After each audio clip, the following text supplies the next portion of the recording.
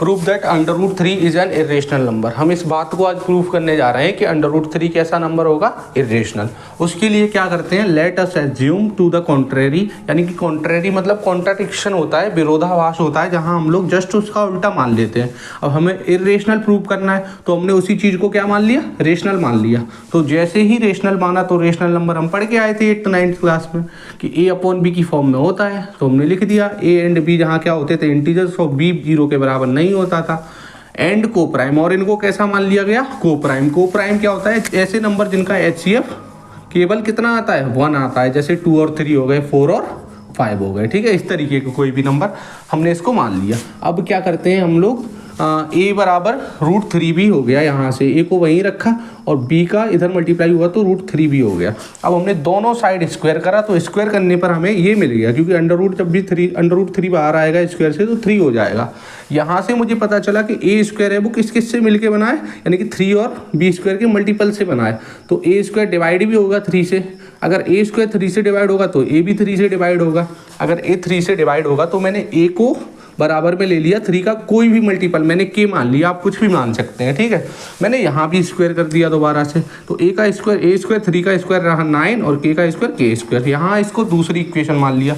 Equation first और second से मैंने क्या करा, यहाँ भी a स्क्वायर है सेकंड इक्वेशन में और फर्स्ट इक्वेशन में भी a स्क्वायर है, तो इन दोनों वाले a स्क्वायर की जो वैल्यू थी ये रही एक की, तो 3b स्क्वायर इसको यहाँ लिख दिया, और इस वाले स्क्वायर की जो वैल्यू थी उसको यहाँ लिख दिया। 3 से 9 को काटा तो 3 बार कटेगा, तो b स्क्वायर बराबर 3k स्क्वायर। यहाँ से सेम b स्क्वायर भी मल्टीपल आ गया, किसका, 3 का, तो फिर वो उससे डिवाइड भी होगा 3 से, तो मैंने लिख दिया b square is divisible by 3। अगर b स्क्वायर 3 से डिवाइड होगा तो क्या b 3 से डिवाइड नहीं होगा, बिल्कुल होगा। वी हैव एज्यूम्ड दैट, हमने ऐसा माना कि a और b कैसे थे, को प्राइम इंटीजर थे। देखो अभी मैंने बताया था, यहाँ a भी आपका 3 से डिवाइड हो गया था और b भी आपका 3 से डिवाइड हो गया, देखो देखने पे पता चल रहा होगा आपको।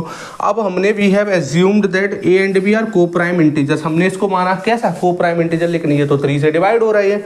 अगर ये दोनों a और b 3 से डिवाइड हो रहे हैं तो ये को प्राइम इंटीजर तो नहीं रहे। अगर ये को प्राइम इंटीजर नहीं रहे तो फिर ये रेशनल नंबर भी नहीं रहे। इट मीन्स आवर एजम्पशन, जो चीज़ हमने एज्यूम करी थी, मानी थी, √3 इज अ रेशनल नंबर, हमने यही तो माना था, ये कैसी हो गई, रॉन्ग हो गई, गलत हो गई।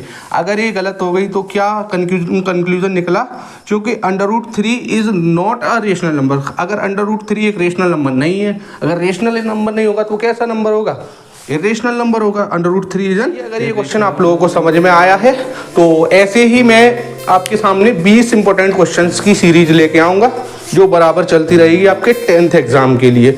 और ये क्वेश्चन हूबहू वैसे ही आप लोगों को एग्जाम में दिखने वाले हैं, चाहे 2024 का एग्जाम रहे चाहे 2025 का।